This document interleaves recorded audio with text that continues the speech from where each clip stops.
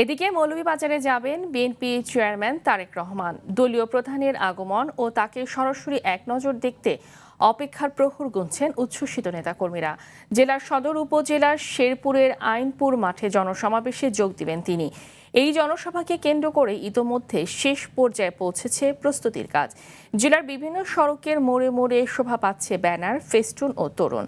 এদিকে তারেক রহমানের সমাবেশকে কেন্দ্র করে প্রশাসনের পক্ষ থেকেও জোরদার করা হয়েছে নিরাপত্তা ব্যবস্থা।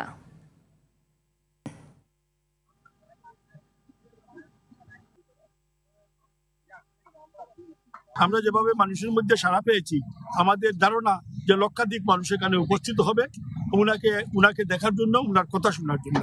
আর আইন শৃঙ্খলা বাহিনী তো যারা আমরা দেখতে পাচ্ছি, তারা খুবই সচেষ্ট, তারা খুবই সক্রিয়, যাতে সুন্দরভাবে এই প্রোগ্রামটা সফল হয়।